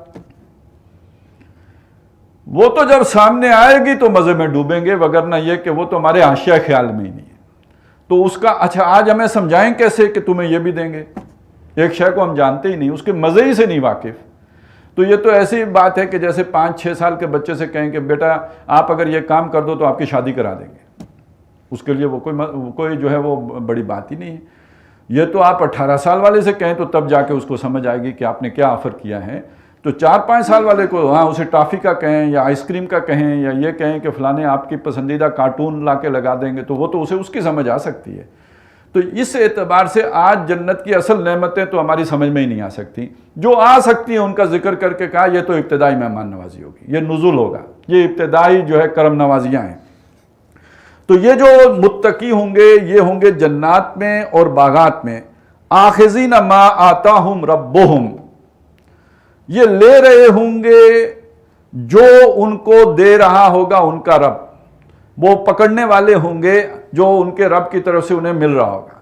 اور اخذ کرنا در حقیقت کسی شے کو مضبوطی سے پکڑنا، یہ جیسے کہتے ہیں نا خذ الکتاب، پکڑو کتاب کو بقوت، مضبوطی کے ساتھ، یعنی اہتمام سے پکڑ۔ ایک ہوتا ہے آپ کو کسی نے کوئی شے دی، آپ کو اس چیز کی اگر ضرورت نہ ہو تو آپ پکڑ لیں گے، ٹھیک ہے آپ مہذب آدمی ہیں پکڑ لیں گے، لیکن آپ کا پکڑنا کا انداز ہی ایسے ہوگا جیسے آپ کو اس کی کوئی اتنی خاص ضرورت نہیں ہے۔ لیکن آپ کو اگر کوئی ایسی شے دے رہا ہو جس کی آپ کو واقعی ضرورت ہو تو وہ، اور اس کے پکڑنے، اس کو اس دینے والے کا آپ ممنون احسان بھی ہوں، وہ آپ کے پکڑنے کا انداز ہی بتا دے گا کہ آپ اس کے بڑے طلبگار ہیں۔ تو یہ آخذین کے اندر اصل میں وہ ساری کیفیات موجود ہیں، ان کے رب سے جو انہیں مل رہا ہوگا وہ پورے انہماک کے ساتھ، پورے ادب و احترام کے ساتھ، پوری دلچسپی اور لگن کے ساتھ وہ اس کو لے رہے ہوں گے اپنے رب سے۔ آخذین ما آتاہم ربہم انہم کانوا قبل ذالک محسنین، بے شک یہ لوگ تھے اس سے پہلے محسنین، احسان کرنے والے۔ اب اس کا ایک معنی جو عام طور پہ معروف ہے محسن کا، احسان، ہمارے ہاں جب بھی اردو میں، ویسے تو یہ ایک تو خوش نصیبی کی بات ہے کہ عربی اور اردو بہت قریب ہیں، بہت سارے عربی کے الفاظ اردو میں استعمال ہوتے ہیں، لیکن یہ ایک حجاب بھی بن جاتا ہے۔ اردو میں عربی کا کوئی لفظ جب استعمال ہوتا ہے تو محدود معنی میں استعمال ہوتا ہے، جب اس کا وہ محدود استعمال ہوتا ہے تو ہم اس لفظ کے اسی معنی سے واقف رہ جاتے ہیں اور اس کے جو وسیع معنی ہیں وہ ہمارے ذہن سے اوجھل ہو جاتے ہیں۔ اب یہاں اس محسن کے لفظ کو بھی لے لیجئے، احسان، محسن احسان کرنے والا۔ احسان کے معنی جب بھی یہاں لفظ بولا جائے گا تو کیا معنی ذہن میں آئیں گے؟ تو احسان کے معنی جب بھی بولے جائیں گے تو اس سے جو ذہن میں آئے گی بات وہ یہ آئے گی کہ کسی پر کوئی احسان کرنا، کسی کو کوئی جو ہے آپ نے کوئی کرم نوازی کر دی، کوئی اس کے اوپر آپ نے کوئی جو من کر دیا، یہ احسان کہلائے گا۔ جبکہ قرآن مجید میں احسان بڑے وسیع المفہوم معنی کے ساتھ استعمال ہوا ہے، اور اگر اس کی ہم تعریف کریں، اس کو ڈیفائن کریں تو کوئی بھی کام خوبی، حسن سے یہ لفظ بنا ہے، کسی بھی کام کو خوبی سے کرنا، حسن سے کرنا، درجہ کمال پہ کرنا، بحسن خوبی کرنا، یہ احسان کہلاتا ہے۔ کوئی بھی کام آپ نے خوبصورتی سے کیا، یہ احسان ہے۔ حضور نے فرمایا ذبح بھی کرو تو احسان کے ساتھ کرو، یعنی یہ کہ اگر کند چھری کے ساتھ آپ نے ذبح کیا ہے تو یہ بدا قسم کا اور برا قسم کا ذبح کرنا ہے۔ چھری تیز کر کے آپ نے جس کو ذبح کیا اس کو تکلیف نہیں دی، جلدی سے ذبح کر لیا، اچھے طریقے سے ذبح کیا، خوبصورت ہو گیا، یہ احسان کا ذبح کرنا ہے۔ تو اسی طرح آپ نے نماز پڑھی ہے، ایک نماز یہ ہے کہ بس آئے اور جو فقہ کی ضرورتیں ہیں وہ پوری کی، بلکہ بعض اوقات تو فقہ کی ضرورتیں بھی نہیں پوری، تعدیل ارکان کا بھی خیال نہیں کیا جاتا۔ جیسے حضور نے فرمایا کہ سب سے برا چور وہ ہے جو نماز کی چوری کرے۔ اب نماز کی چوری کیا ہے؟ تعدیل ارکان نہ کرنا، آپ بس اٹھک بیٹھک کی اور یہ کہ بس سجدے، معلوم ہوا کہ وہ مرغے نے دانے چگے اور اٹھ کے تو چل پڑے کہ جی نماز ادا ہو گئی۔ اور وہ کسالہ جیسے کہا گیا، منافقین کی نماز جو ہے وہ بڑی سستی کی اور کاہلی کی اور بے توجہی کی نماز ہوتی ہے۔ اس کے مقابلے میں مومن کی نماز الصلاۃ معراج المومنین، تو وہ تو گویا اللہ سے ہم کلام ہونے والی بات ہوتی ہے۔ تو ایک نماز وہ ہے جس میں خشوع بھی ہے، خضوع بھی ہے، اللہ کی طرف انابت و توجہ بھی ہے، اور ایک نماز بے دھیانی کی نماز ہے۔ یہ دونوں نمازیں فعل ایک جیسا ہے، لیکن دونوں نمازیں تو ایک جیسی نہیں ہیں، زمین آسمان کا فرق ہے۔ تو ایک نماز وہ ہے جو اللہ تعالیٰ کو سامنے رکھ کر ادا کی گئی، گویا میں اللہ کے سامنے کھڑا ہوں، اور یہ وہ تعریف ہے جو نبی اکرم صلی اللہ علیہ وسلم نے خود فرمائی ہے۔ وہ جو حدیث ہے جو ہر تقریباً کتاب میں بالکل شروع میں آئی ہے، حدیث جبریل بھی جسے کہتے ہیں ام السنہ، جو 3 سوال حضرت جبریل نے پوچھے تھے، بلکہ 4 تھے لیکن 3 تو وہ بنیادی ہیں کہ اسلام کیا ہے اور ایمان کیا ہے، احسان کیا ہے۔ تو حضور نے احسان کا جواب دیا، احسان یہ ہے ان تعبد اللہ کانک تراہ، کہ تم اللہ کی بندگی کرو، عبادت کرو جیسے کہ تم اسے دیکھ رہے ہو۔ فَإِن لَمْ تَكُنْ تَرَاهُ فَإِنَّهُ يَرَاكَ، یہ کیفیت میسر نہ ہو کہ تم گویا اسے دیکھ رہے ہو، یعنی اس کا یہ مطلب ہرگز نہیں ہے کہ تم اسے دیکھ لو گے، گویا دیکھ رہے ہو، کَأَنَّكَ تَرَاهُ، ایسے جیسے کہ تم اسے دیکھ رہے ہو، یہ تو ممکن نہیں۔ حضرت عائشہ فرماتی اَنَّهُ نُورٌ كَيْفَ يُرَى، وہ تو نور ہے، کیسے دیکھا جا سکتا ہے؟ تو یہ تو جن لوگوں نے یہ سوچا کہ وہ کوئی بہت بڑا علم لدنی حاصل ہو تو اسے دیکھا بھی جا سکتا ہے، تو یہ تو ناممکنات میں سے ہے، اسے نہیں دیکھا جا سکتا۔ ان آنکھوں سے کے ساتھ تو بالکل ممکن ہی نہیں ہے۔ وہ آخرت میں وہ بھی کوئی اللہ کی کوئی جو ہے وہ کوئی کسی درجے میں ایک آدھ جو ہے وہ کوئی جھلک، وہ بھی کسی خاص تجلی ہے جس کا کوئی اظہار ہو، وگرنہ یہ کہ وہ لامحدود ذات کو کوئی محدود وجود کیسے دیکھ سکتا ہے، یہ تو ناممکنات میں سے ہے۔ اور اس اعتبار سے سمجھ لیجئے کہ جو یعنی یہ کہ ایسا جیسے آپ کسی کے سامنے کھڑے ہوں تو جو آپ کی کیفیت ہوگی، ایسے جیسے آپ اس کے سامنے کھڑے ہوں۔ جیسے کہا گیا کہ تم سر رکھو جب سجدے میں تو یوں لگے جیسے آپ نے قدموں میں سر رکھ دیا ہے، تو جیسے تم اسے دیکھ رہے ہو، تو سمجھانا اصل میں کیا ہے کہ اگر آپ اللہ کو دیکھ رہے ہو بالفرض، آپ کی نماز کیسی ہوگی؟ یعنی وہ ذات کہ جس کی ایک تجلی دیکھنے سے موسیٰ علیہ السلام بے ہوش ہو گئے، تو اس کو دیکھتے ہوئے اگر نماز پڑھی جائے تو اس کی کیا کیفیت ہوگی؟ تو یعنی اس نماز میں حسن آ جائے گا، خوبی آ جائے گی، بہترین ہو جائے گی۔ اچھا، یہ کیفیت اگر میسر نہ آئے تو اس سے کمتر درجے میں کیا ہے کہ فَإِن لَمْ تَكُنْ تَرَاهُ فَإِنَّهُ يَرَاكَ، تو یہ یقین تو پیدا کر لو نا کہ وہ تمہیں دیکھ رہا ہے، اس سے بھی وہ کیفیت بن جائے گی، اس کام کے اندر حسن آ جائے گا۔ اب یہاں ایک نیا مسئلہ کھڑا ہو گیا، وہ نیا مسئلہ یہ ہے کہ ہمارے ہاں عام طور پر جب اس حسن کی بات بھی آئے گی تو ہمارے عمل کا دائرہ ہی محدود ہے۔ ہم عمل کسے کہتے ہیں؟ نماز ہے، روزہ ہے، حج ہے، زکوٰۃ ہے، یہ عمل ہے۔ اللہ اللہ خیر صلی اللہ، بھائی اللہ تعالیٰ کے جتنے احکامات ہیں ان پر عمل کرنے کا نام عمل ہے۔ اللہ نے پردے کا حکم بھی دیا ہے، تو پردے کا ایک حکم یہ ہے کہ آپ نے کوئی مارے باندھے کا پردہ کر لیا، برقع لے لیا، اس کی اسپرٹ آپ نے پیش نظر ہی نہیں رکھی، اور یہ کہ اب خوشبو سے پوری گلی معطر ہو رہی ہے۔ اب اس کا بھی تو کوئی حسن ہے نا، اس کا بھی درجہ احسان میں بتمام و کمال بحسن و خوبی پردے کے حکم پر عمل کرنا ہے۔ اچھا اب بات یہیں پہ نہ روکیں، اگر نبی اکرم صلی اللہ علیہ وسلم کے تصورات کو سامنے رکھتے ہوئے اسلام کو دیکھیں تو اس میں جنگ و جدال بھی ہے یا نہیں ہے؟ اللہ کے دین کی اقامت کے لیے جو ہے میدان میں نکلنا بھی ہے نہیں؟ اب اس میں ایک آدمی وہ ہے کہ جو منافقین ہیں، جو آ کے اپنی حاضری لگواتے ہیں اور اس کے بعد کہتے ہیں حضور میرے گھر میں کام ہے، بیوی کو پیٹ میں درد ہے، مجھے اجازت دے، میں نے گھر جانا ہے۔ حاضری تو اس کی بھی لگ گئی، قانونی ضرورت اس کی بھی پوری ہو گئی، اس کے بعد اس نے اپنی شرعی عذر بیان کر کے چھٹی بھی لے لی، چھپ کے نہیں گیا، پوچھ کے گیا ہے۔ اور ایک وہ ہے کہ جو چوکیدارہ کر رہا ہے، جہاں پہ حضور نے ڈیوٹی لگائی ہے وہاں کھڑا ہے، گویا اللہ مجھے دیکھ رہا ہے۔ تو اب وہ جس طرح جو میدان جنگ میں سینہ تان کے کھڑا ہے تو یہ درجہ احسان میں قتال کر رہا ہے۔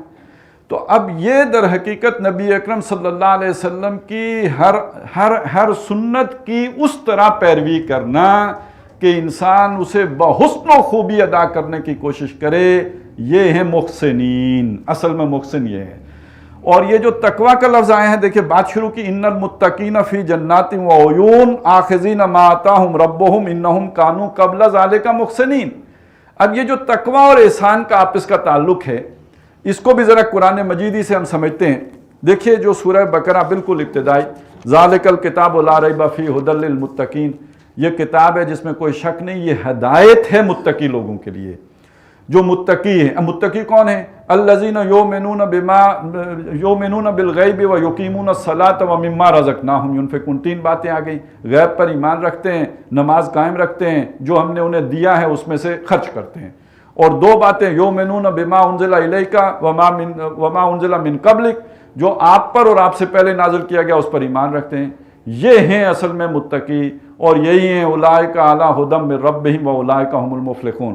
ہدایت پر بھی یہی ہیں، وہ جو صراط مستقیم مانگتے ہیں، اہدنا الصراط المستقیم، وہ یہ ہیں، اور یہی وہ لوگ ہیں جو فلاح پائیں گے۔ مفلحون، یہ ذہن میں رکھیے گا، میں آگے جا کے اس کا پھر حوالہ دوں گا۔ فلاح، انبیاء اور رسل آئے ہی فلاح کے لیے، نو انسانی فلاح سے امکنار ہو جائے۔ قولوا لا الہ الا اللہ تفلحوا۔ تو نبیوں کے آنے کا مقصد ہے لوگوں کو فلاح سے ہمکنار کرنا، اور فلاح کن کو ملے گی؟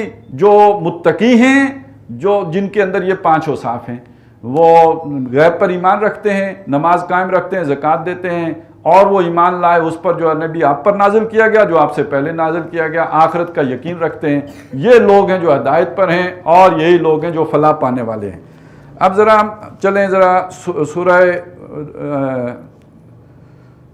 لقمان، اس کی بھی شروع کی 5 آیات ہیں، ذرا بالکل ملتی جلتی آپ دیکھیں گے سورہ بقرہ کی ان آیات کے ساتھ۔ یہ بھی الف لام میم، وہ بھی الف لام میم۔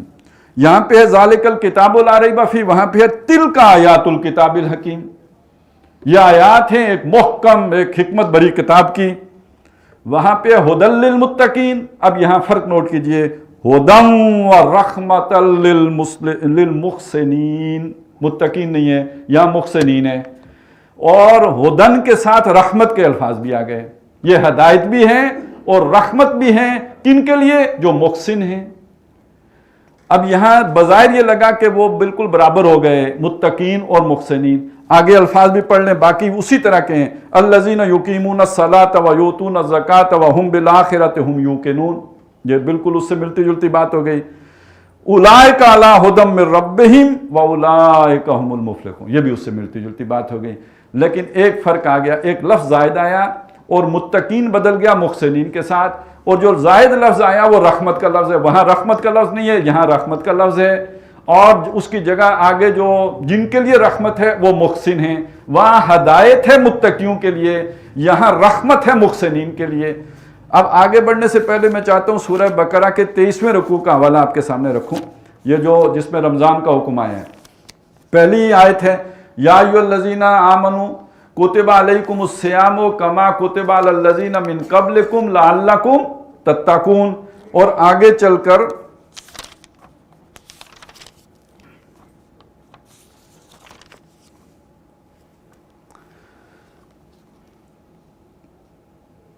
وَإِذَا سَأَلَكَ عِبَادِي عَنِّي فَإِنِّي قَرِيبٌ، جب آپ سے میرے بندے میرے بارے میں سوال کریں تو میں بالکل قریب ہوں۔ اجیب دعوت الداعی اذا دعان، ہر پکارنے والے کی پکار پہ لبیک کہتا ہوں. جب وہ پکارے فَلْيَسْتَجِيبُوا لِي، انہیں بھی چاہیے میری پکار پہ لبیک کہیں. وَلْيُؤْمِنُوا بِي، اور مجھ پہ ایمان رکھیں. لَعَلَّهُمْ يَرْشُدُونَ، تاکہ وہ مقام رشد پر فائز ہو جائیں. اس رشد کا تعلق در حقیقت احسان کے ساتھ ہے. اور صحابہ اکرام چونکہ درجہ احسان پہ فائز تھے، اس لیے انہیں راشد، یہ خلفائے راشدین اور خلافت راشدہ، اور اس کو خاص طور پہ سورہ حجرات میں جو آیا ہے وَاعْلَمُوا أَنَّ فِيكُمْ رَسُولَ اللَّهِ، جان لو کہ تمہارے درمیان اللہ کے رسول ہیں. لَوْ يُطِيعُكُمْ فِي كَثِيرٍ مِّنَ الْأَمْرِ لَعَنِتُّمْ، اگر وہ اکثر معاملات میں تمہاری بات ماننا شروع کر دیں تو تم مشکل میں پڑ جاؤ. وَلَكِنَّ اللَّهَ حَبَّبَ إِلَيْكُمُ الْإِيمَانَ وَزَيَّنَهُ فِي قُلُوبِكُمْ وَكَرَّهَ إِلَيْكُمُ الْكُفْرَ وَالْفُسُوقَ وَالْعِصْيَانَ أُولَٰئِكَ هُمُ الرَّاشِدُونَ. جن کی یہ کیفیات ہو جائیں، ان کے دل میں ایمان کھپ جائے، ایمان انہیں محبوب ہو جائے، اور یہ کہ انہیں کفر ناگوار ہو جائے، برا لگے، اس سے نفرت ہو جائے، یہ ہیں جو مقام رشد پر آ کے فائز ہو گئے. اب یہ گویا وہ تقویٰ جب عادت بن گیا، تقویٰ حال بن گیا، تقویٰ یوں سمجھیے سیکنڈ نیچر بن گیا، اگلی منزل آ گئی ہے. اور سورہ بقرہ میں ایک طرف وہ تقویٰ کا ذکر ہے، اس کے بعد جو ہے آگے چل کر جو ہے وہ ہمارے سامنے ذکر آ گیا شکر کا.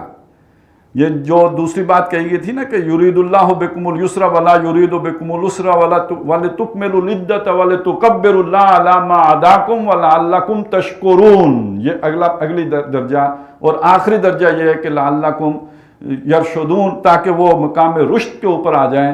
یہ در حقیقت رشد یا احسان یہ سب سے چوٹی ہے کسی بھی کام کو انتہائی خوبی، بہتر اور خوبصورتی کے ساتھ کرنے کی. اب یہ جو تقویٰ اور احسان کا آپس کا تعلق ہے، یہ سورہ مائدہ کی آیت نمبر 93 میں بڑا خوبصورتی کے ساتھ آیا ہے.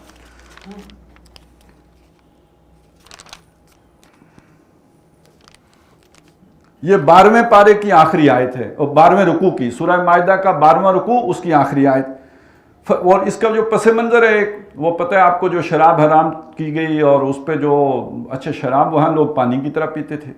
جب اللہ تعالیٰ نے اسے حرام کیا اور پھر اسے انَّهُ رِجْسٌ مِّنَ الْعَمَلِ الشَّيْطَان، اور اتنا اسے برا قرار دیا تو لوگ اس پہ گھبرا گئے کہ بھئی یہ تو چلیں اب تو چھوڑ دیں گے، لیکن اتنا عرصہ پیتے رہے، اس کے اثرات، اس دوران ہم نمازیں پڑھتے رہے، روزے رکھتے رہے، پھر یہ تو ہمارے خون میں رچی بسی ہے، اور ہمارے پتہ نہیں ڈی این اے بھی متاثر ہو گئے ہوں گے یہ پی پی کے، تو یہ اس اتنی خبیث شے ہم پیتے رہے. ایک بے چینی اور ایک یوں سمجھے عدم اطمینان کی کیفیت پیدا ہوئی. اس پہ ایک تسلی دی اللہ نے، فرمایا لیس علی الذین آمنوا وعملوا الصالحات جناح فیما طعموا. جو کچھ اس سے پہلے کھا پی چکے، ایمان جو لائے اور جنہوں نے نیک اعمال کیے، ان پر اس پرانے کھائے پیے پر کوئی پوچھ گچھ نہیں ہے. اب یہاں سے وہ شروع، اذا متقوا، جب انہوں نے پرہیز کر لی، جب اس سے تقوی اختیار کر لیا، وَآمَنُوا، اور ایمان لے آئے، وَعَمِلُوا الصَّالِحَاتِ، اور انہوں نے نیک اعمال کیے. اب دیکھیے یہاں پہلا لفظ آیا تقوی، اس کے بعد آیا ایمان، اس کے بعد آیا عمل صالح. اچھا بات یہاں ختم نہیں ہوئی، ثُمَّ اتَّقَوْا، پھر تقوی کیا. اب یہاں جس طرح بات چل رہی ہے اس سے مطلب کیا ہوگا، ان کا تقوی اور ہو گیا، بڑھ گیا، اضافہ ہو گیا تقوی میں. اب الفاظ کیا ہیں، وَآمَنُوا، اور ایمان لائے. اب عمل صالح کا ذکر ہی نہیں ہے. پھر کہا ثُمَّ اتَّقَوْا، پھر انہوں نے اور تقوی لایا، وَأَحْسَنُوا، اور درجہ احسان پہ چلے گئے. اب ذرا اس پہ غور تو کیجئے نا، قرآن مجید میں یہ الفاظ جو پک اینڈ چوز کیے جا رہے ہیں تو اس کے پیچھے کوئی حکمت ہوگی. اب پہلا تقوی ہے، اس کے ساتھ ایمان اور اس کے ساتھ عمل صالح. دوسرا تقوی ہے، اس کے ساتھ صرف ایمان، اور تیسرا تقوی ہے، اس کے ساتھ احسان. اب ایمان کا ذکر بھی نہیں ہے. تو جب تک آپ حدیث جبریل کو سامنے نہ رکھیں گے یہ سمجھ ہی نہیں آئے گا. جب اسلام کے بارے میں پوچھا تو حضور صلی اللہ علیہ وسلم نے ایمان کو علیحدہ ڈیفائن کیا، اشہد ان لا الہ الا اللہ واشہد ان محمدن عبدہ ورسولہ. عمل کو علیحدہ کیا، نماز قائم کرنا، زکوٰۃ دینا، حج کرنا، وہ علیحدہ ڈیفائن ہوا. جب اگلی بات پوچھی ایمان کیا ہے، اب اس کے ساتھ علیحدہ عمل بیان کرنے کی ضرورت ہے. جب ایمان دل میں چلا جائے، عمل حال بن جاتا ہے، عمل اب اس کا لازمہ ہو جاتا ہے. لا یزنی الزانی حین یزنی وہو مومن، اس دل والے ایمان کے ساتھ کوئی بندہ زنا کر ہی نہیں سکتا. دل میں ایمان ہو بندہ چوری کر ہی نہیں سکتا. دل میں ایمان ہو بندہ شراب پی نہیں سکتا. یہاں آ کے ایمان کے ساتھ عمل کو علیحدہ بیان کرنے کی ضرورت ہی نہیں ہے. اور یہ ایمان ترقی کر کے اس جگہ پہ پہنچ جائے گویا اللہ کے دیکھ رہے ہو یا اللہ تمہیں دیکھ رہا ہے. یہ احسان کا اب کام میں حسن بھی پیدا ہو جائے گا, اب عمل میں نکھار بھی آ جائے گا, اب عمل چمک بھی اٹھے گا. اب یہ گویا اس کی اونچا درجہ آپ کو حاصل ہو گیا. ان تینوں منزلوں پہ پہنچانے والی شے کیا ہے؟ ڈرائیونگ فورس کیا ہے؟ پیٹرول کیا ہے؟ کیا شے آپ کو دھکا دے کے اس چوٹی کی منزل پہ لے کے جائے گی؟ وہ تقویٰ ہے. تو تقویٰ در حقیقت وہ شے ہے جو آپ کو قوت دیتا ہے آگے بڑھنے کے لیے, فورس دیتا ہے, قوت ارادی دیتا ہے. جو منزلیں آپ نے سر کرنی ہیں, جو سلوک ہے وہ کیا ہے؟ پہلا ہے جو اس تقویٰ کے نتیجے میں ایمان, عمل قولی شہادت. اس سے اگلی منزل کیا ہے؟ ایمان جو دل میں راسخ ہو گیا اور عمل حال بن گیا, جہاد حال بن گیا. ایمان دل میں گیا, جہاد خارج میں ظاہر ہو جائے گا. اور اس سے اگلی منزل یہ ہے کہ اب آپ جو ہے اس آپ کے جہاد میں حسن بھی آ گیا. تو اب جہاد کا ایک پہلو یہ ہے کہ آپ نے سردی کے ساتھ جہاد کر کے اپنے نفس سے کشتی لڑ کے جو ہے وہ وضو کر کے مسجد گئے, ایک جہاد یہ ہے. اور جہاد کی چوٹی کیا ہے؟ آپ غزوہ احزاب میں اپنی جان ہتھیلی پہ لے کے خندق کے باہر پہرا دے رہے ہیں, نماز چھوٹ رہی ہے, نماز قضا ہو رہی ہے, لیکن یہ کہ اب جہاد کا ایک نیا مرحلہ آ گیا ہے. تو یہ سارا کچھ جمع ہو کے بنتا کیا ہے؟ اولئک ھم المفلحون. یہ فلاح وش ہے. اب یہاں ہی ایک مسئلہ اور بھی سمجھ لیجئے. آخری صورتوں میں اتنی تفصیل نہیں آئی. آخری صورتوں میں آپ کو ملے گا قد افلح المؤمنون, فلاح پا گئے ایمان والے. اب جب ایمان کا لفظ آیا تو یہ محض ایمان نہیں ہے, یہ سارا کچھ اس کے ساتھ شامل ہے. یہی بعد میں کھلا ہے جسے قرآن مجید خود بیان کرتا ہے, یہ کتابن, یہ کتاب ہے, احکمت آیاتہ, پہلے اس کی آیات کو محکم کیا گیا, ثم فصلت, پھر تفصیل بیان کی گئی. تو جب کہا قد افلح المؤمنون تو اس کا مطلب ایمانی نہیں ہے, اس کے مطلب کے اندر یہ سارے مفاہیم شامل ہیں جو بعد میں تفصیل سے بیان کیے گئے. اور اسی کو کہیں کہا قد افلح من زکاہا, کہیں کہا قد افلح من تزکا. تو تزکیہ کیا ہے؟ نفس کا تزکیہ کرنے کا مطلب کیا ہے؟ ایمان لانا, تقویٰ کی ایسی روش کو جو ایمان کی منزلوں پہ چلاتے چلاتے احسان تک لے کے چلے جائے. جب یہاں پہ پہنچے تو اولئک ھم المفلحون. ھدی للمتقین الذین یؤمنون بالغیب ویقیمون الصلاۃ ومما رزقناہم ینفقون والذین یؤمنون بما انزل الیک وما انزل من قبلک وبالآخرۃ ھم یوقنون اولئک علی ھدی من ربہم واولئک ھم المفلحون. اور الف لام میم تلک آیات الکتاب الحکیم, یہ ایک محکم کتاب کی آیات ہیں. ھدی ورحمۃ للمحسنین. تو جو تقویٰ کا اگلی منزل آ جائے احسان والی, یہ کتاب جو ہدایت ہے یہ رحمت بھی بن جاتی ہے. جب آپ کے اندر وہ حسن آ جائے گا تو یہ کتاب آپ کے لیے رحمت بن جائے گی. پہلے یہ ہدایت تھی, اس ہدایت پر جب آپ چلے یہ آپ کے لیے رحمت بن گئی. اب آپ درجہ احسان پر فائز ہو گئے. یہی تزکیہ ہے, اس کے نتیجے میں آپ کو فلاح حاصل ہو گئی, اس کے نتیجے میں بھی آپ کو فلاح حاصل ہو گئی. یہ دو علیحدہ علیحدہ چیزیں نہیں ہیں, ایک ہی مضمون کو بیان کرنے کے دو علیحدہ علیحدہ انداز ہیں, دو علیحدہ علیحدہ. اس کے لیے جو جیسے قرآن مجید کا اسلوب ہے, وَلَقَدْ صَرَّفْنَا فِي هَذَا الْقُرْآنِ مِنْ كُلِّ مَثَلٍ, ہر طرح کی مثال بیان کر کے پھیر پھیر کے بات سمجھائی ہے. ایک مضمون کو کئی انداز میں, کئی اسالیب میں, کئی طور طریقوں پہ بیان کے بات ایک ہی ہوتی ہے. 100 باتوں کی ایک بات کر کے بیان کی گئی ہو یا ایک بات کو 100 باتوں میں بیان کیا گیا ہو. تو یہ ہے در حقیقت ساری بات. تو یہاں پہ فرمایا کہ یہ وہ لوگ ہیں کہ جن کو جو اس سے پہلے محسن تھے دنیا میں, ان کی روش جو ہے عمل بڑی خوبی سے کرنا, حسن سے کرنا, عمدگی سے کرنا اور بہت ہی دل لگا کے کرنا ان کی روش تھی. کانو قلیلا من اللیل ما یہجعون, یہ لوگ رات کو تھوڑا ہی سوتے تھے. یہ بالکل ابتدائی دور کی آیات ہیں, اور اس میں آپ کو معلوم ہے کہ جیسے سورہ مزمل میں اس کی تفصیل آئی ہے کہ یا ایھا المزمل قم اللیل الا قلیلا, اے کمبل لپٹ کے لیٹنے والے آپ کھڑے ہوں اور اٹھیے, رات کو اپنے رب کے حضور کھڑے رہیے سوائے رات کے کچھ حصے کے. اس کے دو طرح سے معنی کیے گئے ہیں. ایک یہ کہ رات کا کچھ حصہ, مطلب یہ ہے کہ وہ جو وہاں تفصیل آ گئی کہ 1/3 رات سو لیں یا 2/3 رات سو لیں یا آدھی رات سو لیں, ایک تو یہ معنی کیا گیا، ایک یہ کیا گیا کہ سوائے کچھ رات کے نہیں، کوئی رات رہ گئی تو رہ گئی، باقی راتیں کھڑی ہی رہیں۔ یہاں بھی وہی معنی ہوں گے کہ کانو قلیلا من اللیل ما یہجعون، کم ہی راتیں ایسی ہوتی تھیں جس میں وہ پوری نیند لیتے ہوں، ایک حصہ اٹھ کر وہ پھر عبادت کے لیے بھی مخصوص کر دیتے تھے۔ اور ایک معنی یہ ہوگا کہ راتیں ایسی گزرتی تھی ان کی کہ کم ہی رات کو سوتے تھے، اکثر عبادت میں ان کا وقت گزرتا تھا۔ اور یہ نبی اکرم صلی اللہ علیہ وسلم کی ابتدائی دور کی یہ پریکٹس رہی ہے۔ اب اس میں بھی سنت کو سمجھ لیجئے کہ جیسے ہوتا ہے نا، ہم نے گاڑی سٹارٹ کرنی ہے اور پھر چلانی ہے تو شروع میں بڑا بھاری گیئر لگانا پڑتا ہے، اور پھر اس کے بعد آہستہ آہستہ جب رواں ہو جاتی ہے تو ہلکے گیئر میں بھی دوڑنا شروع کر دیا، بڑا فراٹے بھرتی ہے، پھر وہ 120 کی سپیڈ تو پھر ہلکے گیئر میں ہی پکڑے گی۔ اسی طرح جس معاشرے کا آپ حصہ ہوتے ہیں، بڑی بڑی چودراہٹیں ہیں آپ کے پاس، آپ کے مفادات ہیں، یہ نوکریاں چل رہی ہیں، اس کیریئر بن رہے ہیں، پروفیشن میں ترقی ہو رہی ہے، بڑے مضبوط رسے ہیں جنہوں نے آپ کو باندھ کے رکھا ہوا ہے دنیا میں، وہ جو فتنہ ہے جس نے اپنی گرفت میں لے کے رکھا ہے، اسے جان چھڑانا آسان تو نہیں۔ اب وہ جان چھڑانے کے لیے اللہ سے بڑا مضبوط تعلق چاہیے ہوتا ہے، وہ جو تقویٰ چاہیے، بڑا زوردار تقویٰ چاہیے، وہ پہلے رسے توڑانے کے لیے زوردار رسا دھکا چاہیے، بڑی طاقت چاہیے، وہ نہیں مل سکتی جب تک آپ راتوں کو کھڑے ہو کے اللہ سے لو نہ لگائیں۔ ادھر نقصان ہو رہا ہے، میری دنیا لٹ رہی ہے اور میں خاموش نہ ہوں، یہ کیسے ہو سکتا ہے؟ یہ ایسے ہی ہو سکتا ہے کہ رات کو کھڑے ہو کے جس کے لیے لٹا رہا ہوں اس کے ساتھ ہم کلام ہوں، اس سے جو ہے وہ مکالمہ ہو رہا ہوں، الرحمن الرحیم کی ذات کے سامنے کھڑا ہوں۔ اب یہ دنیا لٹانا آسان ہو جائے گا، اس تعلق کے بغیر یہ قربانی دی نہیں جا سکتی۔ لیکن اب سوچئے، وہی جو مزمل جس کو راتوں کو کھڑا ہونے کا حکم دیا گیا، اس کو وہاں کہا گیا یہ تیاری کیوں کرو؟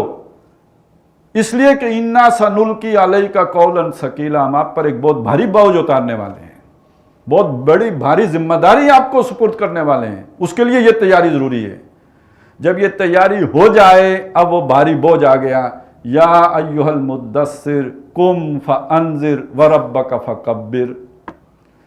اب آپ اٹھئے، اب راتوں کو جاگنے کی بات علیحدہ ہے، اس کو بے شک اب تھوڑا کر لیجئے، اس لیے کہ ساری رات جاگ کے صبح یہ کام تو نہیں ہو سکتا ہے۔ اور جو لوگ ساری رات جاگتے ہیں وہ صبح غیر مسنون وقت پہ سو رہے ہوتے ہیں، 12 بجے اٹھتے ہیں، پھر اس وقت سو رہے ہوتے ہیں جس وقت سونا جو ہے معاش کے لیے اللہ کے نبی نے کہا بڑا بے برکتہ ہے۔ رات کو تو تہجد پڑھ لیے اور فجر پڑھ کے لمبی تان کے یا اشراق پڑھ کے سو گئے، یہ کون سا سونے کا وقت ہے جو اللہ نے معاش کے لیے پیدا کیا؟ تو اب آپ کھڑے ہوں، اٹھیں اور لوگوں کو خبردار کریں، وارن کریں، انہیں ڈرائیں، اللہ کے عذاب سے خبردار کریں، آنے والی مشکلات سے آگاہ کریں، اور صرف اتنا ہی نہ کریں، وَرَبَّكَ فَكَبِّرْ، اپنے رب کو بھی بڑا کریں، اقامت دین کی جد و جہد بھی کریں۔ اب وہ جو رات کو کھڑا ہونا ہے اللہ کے حضور، اس میں ایک لذت ہے، وہ جو کہا نا کہ دو عالم سے کرتی ہے بیگانہ دل کو، عجب شے ہے یہ لذت آشنائی۔ وہ جو رات کو اللہ کے ساتھ مکالمہ ہے، اس کی جو لذت ہے، جو اس کا سکون ہے، اس کی جو تسکین ہے، اس کے مقابلے میں مخلوق میں جا کے جو دعوت دینی ہے، ان کی جو باتیں سننی ہیں، اس سے جو دل میں تقدر اور قدورت پیدا ہوگی، وہ سچی بات یہ جو اس تجربے سے گزرا ہوگا اسے اندازہ ہوگا کہ جب وہ لوگوں کی باتیں سن کے آ کے نماز میں کھڑے ہوں گے تو اللہ کی طرف رجحان کم ہوگا، وہ باتیں بار بار آپ کو سٹرائک کر رہی ہوں گی۔ اب نماز میں وہ لطف تو نہیں رہے گا، کیونکہ مخلوق کے جو آلائشیں ہیں وہ آپ ساتھ لے کے آئیں، ذہن پہ وہ سوار ہوں گی۔ لیکن یہ کہ اپنے رب کے لیے یہ کریں۔ پہلا مرحلہ وہ رسے توڑوانے کے لیے، دنیا کے تعلقات سے چھٹکارا حاصل کرنے کے لیے وہ ضروری تھا، لیکن جب ہو گیا تو اب اس سے آگے چلیں۔ یہ تو اکیڈمی کی ٹریننگ تھی، ہو گئی، آپ کو کسی جاب کے لیے اپوائنٹ کیا ہے، اب جا کے وہ بجا لائیں، وہ اس کی تیاری کروانی تھی، وہ ہو گئی ہے، اب آگے نکلیں۔ تو اب یہ بھی وہ بھی اللہ کے لیے تھا، یہ بھی اللہ کے لیے ہے۔ یہ تو جیسے گھر والوں کے لیے آدمی گھر والوں سے دور چلا جاتا ہے نا، سعودی عرب چلا جاتا ہے، روتا ہوا جاتا ہے، لیکن سعودی عرب کیوں جاتا ہے؟ اپنے مزے کے لیے جاتا ہے، گھر والوں کے لیے جاتا ہے، ان کی زندگی کو بہتر کرنے جاتا ہے، انہیں چھوڑ کے جا رہا ہوتا ہے، خود اپنا بھی نقصان کر رہا ہو، ان کا بھی نقصان کر رہا ہوتا ہے۔ اسی طرح یوں سمجھ لیجئے کہ اللہ تعالیٰ رات کو کھڑے ہو کے جو اس کے ساتھ ہم کلام ہونے کا لطف ہے اور مزہ ہے اور اس میں سکون ہے، وہ جا کے دعوت و تبلیغ اور اقامت دین کی جدوجہد میں تو نہیں ہے، وہاں تو باتیں پتھر کھانے۔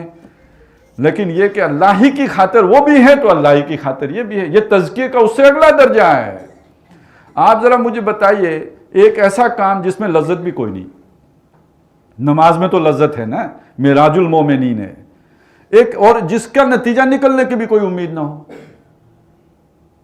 یعنی اقامت دین کا کام تو ایسا کام ہے جس کا کوئی نتیجہ نکلتا نظر ہی نہیں آتا کہ یہ کام کبھی مکمل بھی ہوگا۔ اس کا ایک ہی نتیجہ ہے، یہ فصل امیدوں کی ہمدم اس بار بھی غارت جائے گی۔ اب پھر بھی بندہ اس کے لیے کھڑا ہو جائے تو یہ تو تزکیے کی معراج ہے کہ میں ایک ایسا کام کر رہا ہوں جو نہیں ہونے والا، مگر اس لیے کر رہا ہوں کہ میرے رب کا حکم ہے۔ تو اب کھڑے ہوں لگے، تو یہ ایک وقت تک یہ ہے، اور ہمیں سنت سے بھی نہیں ملے گا۔ وہ جو راتوں کو اتنا پل کھڑا ہونا تھا وہ پھر معطل ہو گیا۔ الآن خفف اللہ علیکم، اللہ نے آپ پر تخفیف کر دی۔ کیوں تخفیف کر دی؟ اب آپ پر نماز پنجگانہ فرض ہو گئی ہے، پہلے پنجگانہ نماز تو نہیں تھی، شروع میں تو پنجگانہ نماز فرض نہیں تھی۔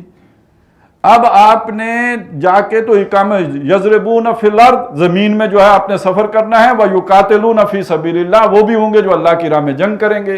اب دن کو دشمن کے ساتھ مقابلہ کرنا ہے تو رات کو تو پوری رات اگر جاگ کے تو صبح مقابلہ کیا کریں گے؟ آرام چاہیے۔ وہ تو عین حالت جنگ میں بھی ایک نواسن چاہیے، تھوڑی سی نیند آ جائے تاکہ آپ فریش ہو جاؤ۔ جتنے آپ فریش ہوگے اتنے چاقو چوبند ہوں گے، اتنے پلٹو گے جھپٹو گے، اور جتنے آپ جو ہے وہ نیند کے مارے ہوگے تو تھکے ہوئے ہوگے، اتنے آپ کے اعصاب شل ہوں گے، تو مقابلے میں تو پھر مات کھا جاؤ گے۔ تو یہ اپنے اپنے اوقات، اپنے اپنے وقت، اپنے اپنے موقع، اپنے اپنے محل و مناسبت کے ساتھ ظاہر ہے احکام بدلتے ہیں، درجے بدلتے ہیں، اور ارتقائی عمل ہے۔ ایک وقت ہے آپ نے راتوں کو کھڑے ہو کے نمازیں پڑھی ہیں، تہجد پڑھے ہیں، اور ایک وقت وہ ہے کہ اس سے آگے نکل کے اب آپ نے اس سے بڑھ کر قربانیاں دینی ہیں، اس سے آگے جانا ہے۔ یہاں نیند قربان کی ہے، وہاں جان قربان کرنی ہے، اس سے اگلا مرحلہ ہے۔ تو کانوا قلیلا من اللیل ما یہجعون وبالاسحار ہم یستغفرون۔ اب یہ جملہ اضافی نہیں ہے، یہ بہت اہم ہے۔ وہ لوگ اسحار، سحریوں کے وقت، یعنی راتوں کو کھڑے ہو کے اللہ کی بندگی، والذین یبیتون لربہم سجدا وقیاما، رات کی کیفیت یہ ہے، لیکن سحری کے وقت اب ان کی کیفیت یہ نہیں ہوتی باقی سوئے ہوئے تھے، میں نے اپنے رب کے حضور رات بسر کی ہے۔ اب یہ بھی تو ایک غرہ ہے نا، ایک انسان کے اندر یہ اس کا نشہ آ سکتا ہے۔ ان کی کیفیت یہ نہیں ہوتی اے اللہ میں کہاں رات کو کھڑے ہو کے تیری عبادت کا حق ادا کر سکتا تھا، جو کچھ میں نے کیا یہ ٹوٹا پھوٹا ہے، حق کہاں ادا کیا ہے؟ میرے سجدے میں وہ ذوق نہیں، میرے قیام میں وہ شوق نہیں، میں نے تو بس ایک یوں سمجھیے کہ وقت گزاری کی ہے۔ اے اللہ میری ان چیزوں کو جو بھی کمیاں ہیں ان پہ میں استغفار کرتا ہوں، توبہ طائب ہوتا ہوں، اپنی تقصیر کا اظہار کرتا ہوں، میں نے یہ سارا کچھ جو بھی کیا ٹوٹا پھوٹا ہے، میں حق کہاں ادا کر سکا، اور اس اپنی ان غلطیوں کی معافی مانگتا ہوں۔ یہ بہت ضروری ہے۔ میں جو بھی اب زندگی کا تجربہ ہے، میں نے تہجد گزاروں سے زیادہ مغرور کسی کو نہیں دیکھا، اور مغرور بمعنی متکبر نہیں، مغرور بمعنی فریب زدہ۔ فریب زدہ کہ ایک شخص ہے وہ ملاوٹ بھی کرتا ہے، تہجد بھی پڑھتا ہے، اب اس کے تہجد اس کا فریب ہیں، وہ یہ سمجھتا ہے کہ میرا یہ چیز جو ہے میرا درجہ بڑھا رہی ہے، وہ لوگوں کو حقیر بھی جانتا ہے، تہجد گزار بھی ہے، وہ فرائض سے غافل ہے، ادھر تہجد پڑھ رہا ہے۔ یہ فریب زدگی ہے، مغرور بمعنی فریب زدہ ہونے کے۔ ایک شخص نفل میں پڑھ کے فرائض سے غافل ہو گیا، اس سے بڑا فریب زدہ شخص کون ہوگا؟ لہذا اب اس کا حل کیا ہے کہ کوئی بڑے سے بڑا عمل کر کے بھی آدمی کو غرہ نہیں ہونا چاہیے، بڑے سے بڑا عمل کر کے آدمی کے اندر جو ہے وہ کوئی ترنگ کی کیفیت نہیں پیدا ہونی چاہیے کہ میں نے بڑے تیر چلا لیے، بلکہ اس کے بعد بھی وہ حق کہاں ادا ہوا، میں نے کہاں وہ کمال جو اس کا تقاضا تھا، وہ احسان جس حسن کے ساتھ یہ کام کرنا تھا میں کہاں کر پایا، اس میں تو لاکھ برائیاں ہیں۔ تو اللہ میں اس پہ استغفار کرتا ہوں، میں توبہ کرتا ہوں۔ یہ جو نماز پڑھ کے بھی ہم استغفار ہی کرتے ہیں نا، کیوں کرتے ہیں کہ یہ اس کا حق ادا نہیں ہوا جیسے کہ پڑھنی چاہیے تھی۔ تو یہ رویہ، یہ روش ان محسنین کی ہے کہ اپنی طرف سے حسن کے ساتھ کام کرنے کے بعد بھی وہ سمجھتے ہیں کہ حق ادا نہیں ہوا، جان دے دی ہوئی اسی کی تھی، حق تو یہ ہے کہ حق ادا نہ ہوا۔ وفی اموالہم حق للسائل والمحروم. اب ایک اور بات آ گئی، ان کے جو مال ہیں ان میں حق ہے، سائل سوال کرنے والے کا، محروم اس کا ایک ترجمہ کیا ہارا ہوا، یعنی جس کو جو ہمت ہار گیا ہو، یہ معنی بھی ہو سکتے ہیں، ہے اٹا کٹا لیکن یہ کہ اس کے اندر قوت ارادی ختم ہو گئی. اور ایک معنی اور ہیں جو قرآن مجید نے اختیار کیے ہیں، ایک شخص ہے کہ جو دین کا گرفتار ہو گیا، اخسروا فی سبیل اللہ، وہ اللہ کی راہ میں گر گیا ہے، اب اس کا دل اور کہیں لگتا ہی نہیں، کام کرنے کی طرف جاتا ہی نہیں، وہ اللہ کا ہو کے بیٹھ گیا ہے، وہ اصحاب صفا جیسے مدینے میں بیٹھے ہوئے تھے.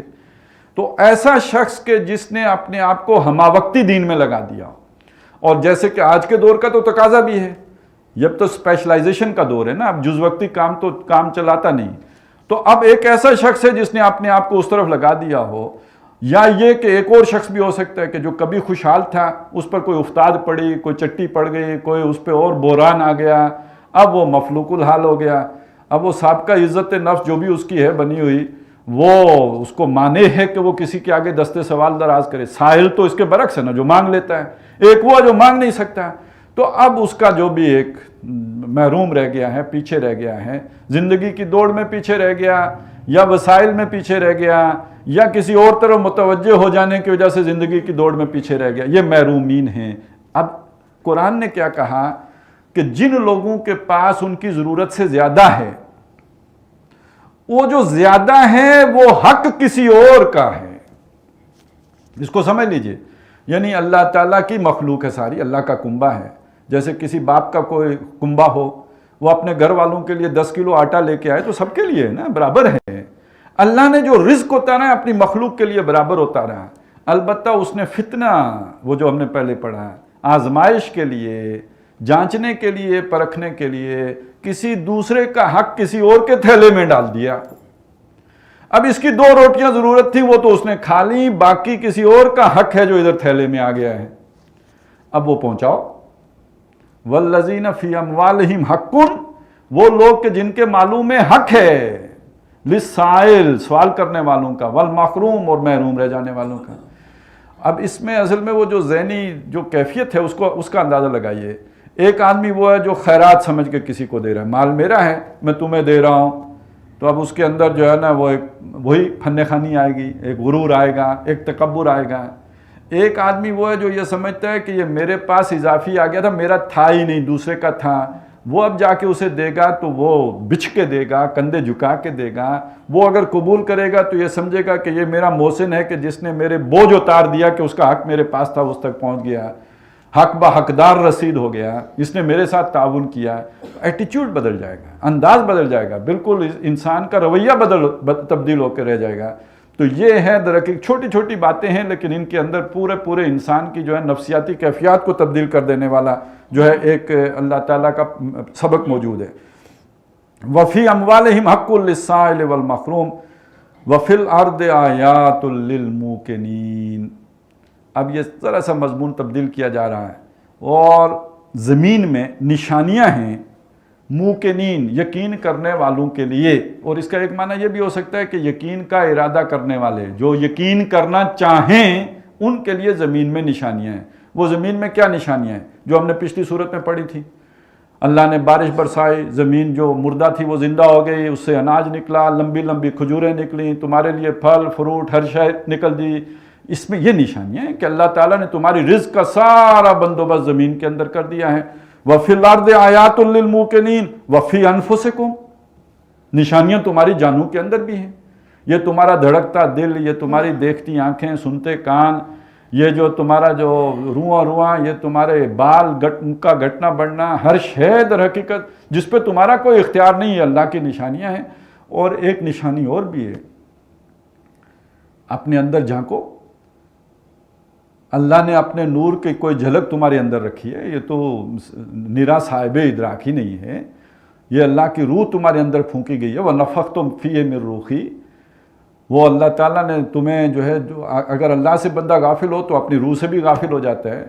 وَلَا تَكُونُوا كَالَّذِينَ نَسُوا اللَّهَ فَأَنسَاهُمْ أَنفُسَهُمْ، اپنے اندر جھانک کے دیکھو. مَنْ عَرَفَ نَفْسَهُ فَقَدْ عَرَفَ رَبَّهُ، جو اپنے آپ کو پہچان گیا وہ اپنے رب کو بھی پہچان جائے گا. تو اپنے من میں ڈوب کے پا جا سراغ زندگی، میرا نہیں بنتا نہ بن، اپنا تو بن، اور اپنی خودی پہچان ہو غافل افغان. تو یہ جو اپنا آپ پہچانو گے تو تمہیں کوئی نشانیاں نظر آ جائیں گی. اور ایک نشانیاں اور بھی ہیں، تمہاری آنکھیں ہوں، تمہارے کان ہوں، ہر شے ہو، تو جوں جوں عمر بڑھتی ہے اس کے اندر نقص آتا جاتا ہے. یہ نشانی ہے کہ تم سہج سہج درجہ بدرجہ رفتہ رفتہ اس انجام کی طرف بڑھ رہے ہو جس کا اگلا سرا یوم الحساب ہے، یوم الدین ہے، وہ جو اوپر بات آئی تھی. اور اسی پر قیاس کرو، یہ ایک عالم اصغر ہے نا انسان، اور یہ عالم اکبر جو اس کے باہر ہیں، اس کا بھی ایک انجام ہے. اذا جمع الشمس والقمر، جب سورج چاند جمع ہو جائیں گے تو اس جیسے انسان کی پنڈلی سے پنڈلی لگ جائے گی، والتفت الساق بالساق، اسی طرح ایک دن آئے گا سورج اور چاند بھی جو ہے ایک دوسرے کے ساتھ لگ جائیں گے، جمع ہو جائیں گے.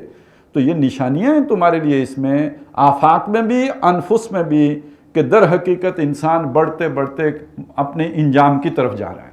اچھا، یہ جو انسان کے اندر جو نشانیاں ہیں یہ تو پہلے بھی ظاہر تھیں، ہر کسی کو معلوم، موت پہ تو ہر کسی کا یقین تھا نا، مرنا تو ہے، یہ سب مانتے تھے. آیا زمین کا بھی مرنا ہے، یعنی کائنات کا بھی قیامت ہے؟ اس کے بارے میں پہلے اختلاف رہا ہے.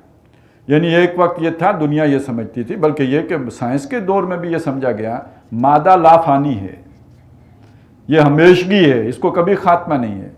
لیکن اب انسان کا علم ہی آگے بڑھتے بڑھتے یہ یہاں پہنچ چکا ہے کہ یہ کائنات جو ہے یہ اس نے اختتام پذیر ہونا ہے. سورج کی روشنی کم ہو رہی ہے، وہ بھی گویا فنا کی طرف اتر رہا ہے. زمین کے اندر بھی جو ہے وہ فنا کی طرف مائل ہونے کی کیفیت موجود ہے. تو اب تو یوں سمجھیے ہمارا علم وہاں پہ پہنچ چکا ہے. جیسے قرآن مجید نے سورہ حامیم السجدہ میں کہا سَنُرِيهِمْ آيَاتِنَا فِي الْآفَاقِ وَفِي أَنفُسِهِمْ حَتَّى يَتَبَيَّنَ لَهُمْ أَنَّهُ الْحَقُّ. ہم انہیں نشانیاں دکھائیں گے آفاق میں بھی، باہر بھی، اور ان کی جانوں کے اندر بھی، یہاں تک کہ یہ سمجھ جائیں گے، انہیں یقین ہو جائے گا کہ قرآن کا دعویٰ سچا ہے، جو قرآن کہہ رہا ہے وہ بالکل ٹھیک ہے. تو وَفِي الْأَرْضِ آيَاتٌ لِّلْمُوقِنِينَ وَفِي أَنفُسِكُمْ، تمہاری جانوں میں بھی یہ نشانیاں. أَفَلَا تُبْصِرُونَ، تو کیا تم دیکھتے نہیں؟ کیا تم سوچتے نہیں؟ کیا تم بصیرت و بصارت سے کام نہیں لیتے؟ سوچتا نہیں تمہیں؟ وَفِي السَّمَاءِ رِزْقُكُمْ، اور دیکھو اس آسمان میں تمہارا رزق ہے. اور یہاں خاص طور پہ بلندی سے جو رزق آ رہا ہے وہ پانی ہے نا، جس سے پھر زمین کی ساری رویدگی اور فصلیں اور اناج سارا نکلتا ہے. وَمَا تُوعَدُونَ، اسی آسمان میں وہ بھی ہے جس کا تم سے وعدہ ہے. یہی بارش حساب کی ہوتی ہے، تمہارے لیے رزق پیدا کرتی، اسی میں اضافہ ہو جائے، سیلاب آ جائے. بِمَاءٍ مُنْہَمِرٍ، وہ جو حضرت نوح علیہ السلام کی قوم پہ عذاب آیا تھا. وَفَجَّرْنَا الْأَرْضَ عُيُونًا، زمین سے بھی چشمے پھوٹ پڑے. وہی چشمے جو فائدہ دیتے ہیں، وہی جب پانی زیادہ اگل دیں اور آسمان جو بارش برساتا ہے جس سے رزق ملتا ہے وہی بے بہا بارش ہو جائے، اس کا توازن بگڑ جائے، عذاب ہے. تو یہی اس کو اللہ کو اس شے کو بدلنے میں کوئی دیر ہی نہیں لگتی. بلکہ یہ کہ حدیث میں تو یہ آتا ہے جو نوالا انسان کا اترتا ہے حلق سے، اترنے سے پہلے اللہ سے اذن طلب کرتا ہے کہ میں اس کے حق میں زہر بنوں یا غذا بنوں. تو جو شے تمہارا رزق ہے وہی تمہاری مصیبت بھی ہے. وَفِي السَّمَاءِ رِزْقُكُمْ وَمَا تُوعَدُونَ، جس کا تم سے وعدہ ہے وہ بھی. اچھا، آج کا جو انسان ہے ویسے ان چیزوں سے فطرت سے دور ہو گیا ہے نا. اب نہ کوئی کھیتی باڑی کرتے ہیں، ہمیں تو اناج گھر میں پسایا مل جاتے ہیں. اب یہ بھی نہیں معلوم کہ اگتا کیسے ہے، اور پھر اس کے اصل میں پورے تصورات ہوتے ہیں نا. آپ نے بیج بویا، بارش نہیں ہوئی، ضائع ہوا، کتنے خطرات ہیں. بارش ہو گئی تو کتنی خوشی سے آپ دیکھیں گے اگر آپ زمیندار ہیں تو، بارانی علاقے کے زمیندار ہیں تو بارش کی نعمت کا نعمت ہونا جو آپ کو معلوم ہے وہ کسی اور کو ہو ہی نہیں سکتا. اب جب لوگوں نے زمینداری چھوڑ دی تو یہ شے، یہ پوری استدلال ہی غیر متعلق ہو گیا. اور سچی بات یہ کہ آج کے انسان کے لیے یہ باتیں اب اتنی اہمیت ہی نہیں رکھتی ہیں، کیونکہ وہ ان ساری چیزوں سے کٹ گیا ہے، کاٹ دیا گیا ہے. اب ضرورتیں چل کے اس کے گھر آ رہی ہیں. بلکہ اس سے اگلی بات عرض کروں، اب انسان کے پاس اتنی طاقت آ چکی ہے، اللہ نے اس کو قوانین طبیعہ پہ اتنی دسترس دے دی ہے کہ اب تو وہ بارشیں برسانے کی قدرت کے قریب پہنچ چکا ہے. اب جو جس طرح جس فصلیں آ رہی ہیں، جس طرح کے مختلف بیج ہیں، اور جو اس کے اندر جو طرح طرح کے اضافے کیے گئے ہیں، جینیٹک انجینئرنگ نے جو کمالات دکھائے ہیں، تو اب انسان کو تو اللہ تعالیٰ نے جس خلافت کے ساتھ دنیا میں بھیجا تھا وہ تو سچ مچ ٹھیک ٹھاک خلافت پہ قبضہ کر لیا اس نے. آج کے در حقیقت انسان کی ضرورت کیا ہے؟ اب گندم میں وہ اتنا ڈیپینڈنٹ نہیں ہے، ان چیزوں میں اب وہ اتنا انحصار ہی نہیں کر، مشینری پہ انحصار بہت زیادہ ہو گیا ہے، آلات پہ اب آلات کی حکومت ہے. آج کے انسان کے مسائل کچھ ہو رہے ہیں. آج کے انسان کو یہ نہیں پتا کہ اولاد کی تربیت کیسے کرنی ہے. آج کے انسان کو یہ نہیں پتا کہ بیوی کے حقوق و فرائض کیا ہیں اور خامند کے حقوق و فرائض کیا ہیں. آج کے انسان کو یہ نہیں معلوم کہ معاشرے میں میرا رول کیا ہے. آج کے طرز حکومت کو انسان نہیں جانتا. یہ بڑے بڑے مسئلے ہیں. مرد اور عورت میں توازن کیسے ہو، سرمایہ اور محنت میں توازن کیسے ہو، فرد اور جماعت میں توازن کیسے ہو. جماعت سے مراد ریاست ہے. یہاں پہ ریاست بندے ہی اغوا کر لے، انسانوں کو مسنگ کر دے، کوئی پوچھ نہیں سکتا. ایک کو جو ہے وہ کوئی مجرم ہو، 7 4 5 اور پھڑکا دے، وہ کہہ جی کولیٹرل ڈیمیج ہو گیا جی، اللہ اللہ خیر صلی اللہ. بندہ بندے کو مار دے، کولیٹرل ڈیمیج ہو گیا جی. تو اب جب یہ سارے مسئلے مسائل کھڑے ہوئے ہیں، اس میں کوئی حل ہے؟ قرآن مجید ہمارے لیے ان مسائل کا حل پیش کرتا ہے. آج کے انسان کو بتائیں ہاں محمد الرسول اللہ یہ حل دے کے دیں گے، اس میں تمہارے لیے یہ رحمت ہے، اس میں تمہارے لیے یہ بہتری ہے، یہ رحمت للعالمین کا لایا ہوا نظام، معاشی نظام یہ ہے، سیاسی نظام یہ ہے، سماجی نظام یہ ہے، یہ اس میں برکتیں ہیں، یہ فوائد ہیں، تمہارے نظام کی یہ نقصانات ہیں. بجائے دشمنیاں کرنے کے سمجھانے کی ضرورت ہے. اور دنیا آج جیسے کہتے ہیں گلوبل ویلج ہو گئی ہے، آپ اپنی بات مشرق مغرب جہاں تک چاہیں پہنچا سکتے ہیں. ابراہیم علیہ السلام کی بات تو معجزانہ طور پر پہنچی تھی، حج کے لیے آؤ. آج آپ ایک عام آدمی کی، غیر ولی کی بات، نبی تو دور کی بات ہے، غیر ولی کی بات بھی ساری دنیا میں 7 بر اعظموں میں پھیل جاتی ہے. تو آپ اگر دین کا یہ استدلال لوگوں کے سامنے پیش کریں کہ اللہ نے یہ اس لیے نہیں بھیجا کہ تمہیں مشقت میں ڈالے، اس لیے بھیجا تمہارے لیے آسانی ہو. تو آج اسلام کی دعوت وہ دعوت ہے کہ جو ایک انسان کو اللہ تک پہنچا سکتی ہے. آج کا استدلال تبدیل کرنے کی ضرورت ہے. یہ وہ بنیادی بات ہے کہ آج کا انسان اصل میں ان چیزوں، اس فینومینن سے کٹ چکا ہے، اس سے کاٹ دیا گیا ہے، جو بھی آپ مناسب سمجھیں. اور کوئی یہ سمجھے کہ یہ ٹیکنالوجی ختم ہو جائے گی، سائنس ختم ہو جائے گی، سب مک جائے گا، دنیا واپس گھوڑوں پہ سوار ہو جائے گی، تو مجھے بتائیں پھر عالمی خلافت کیسے قائم ہوگی؟ عالمی خلافت کے قیام کے لیے تو فاصلوں کا مٹا ہونا ضروری ہے، آپس میں کنیکٹڈ ہونا ضروری، تبھی ہوگا. تو یہ بھول جائیں کہ یہ سب کچھ ختم ہو جائے گا، یہ کچھ ختم نہیں ہوگا، یہ ترقی ہی کرے گا، یہ آگے ہی بڑھے گا. البتہ آپ کو اپنے استدلال تبدیل کرنے کی ضرورت ہے، دعوت کا انداز بدلنے کی ضرورت ہے، اپنے جسے کہتے ہیں وہ ایک نئے جو دلیل کے ساتھ بات کرنے کی ضرورت ہے. اقبال نے یہ بات محسوس کی تھی ریکنسٹرکشن آف ریلیجیس تھاٹ میں، لیکن یہ کہ بہرحال ابھی وہ روایت سے کٹنا اتنا آسان تو نہیں ہوتا. وہ جو پیوست ہوتی ہیں چیزیں تو کٹتے کٹتے، اور پھر کوئی یہ جو بعض اوقات فتنوں میں اور بلاؤں میں بھی کوئی خیر ہوتا ہے، شر سے بھی اللہ تعالیٰ کوئی خیر برآمد کرتا ہے. تو پتہ نہیں کتنا دین ہمیں مشرف اور بش نے سکھانا ہے. اگر ہم خود نہیں سیکھیں گے تو لاتیں کھا کے سیکھیں گے، بہرحال وہ تو سیکھنا ہی پڑے گا. البتہ یہ کہ جانا ادھر ہی ہے. تو وفی انفسکم افلا تبصرون وفی السماء رزقکم وما توعدون فورب السماء والارض انہ لحق مثل ما انکم تنطقون. تو قسم ہے آسمان اور زمین کے رب کی. اچھا یہ بھی ایک بڑی اہم بات ہے. آسمان بلندی، زمین پستی، دو مختلف چیزیں. انکم لفی قول مختلف، آ کے یہاں بھی اوپر نیچے. اور عام تصور یہ اوپر کا قانون علیحدہ تو نیچے کا قانون علیحدہ ہے. اب اوپر کا قانون کیا ہے؟ بارش برسانا. نیچے کا قانون کیا ہے؟ زمین شک ہوتی ہے، اس سے فصل نکلتی ہے. بالکل مختلف بات ہے. تو جب دو متضاد باتیں ہیں تو اس کے دو متضاد حاکم بھی ہونے چاہیے. جیسے آپ کو معلوم ہے نا کہ مختلف آگ کا خدا علیحدہ بنا لیا تو پانی کا خدا علیحدہ بنایا، بعض نے شر کا خدا علیحدہ بنایا تو خیر کا خدا علیحدہ بنایا.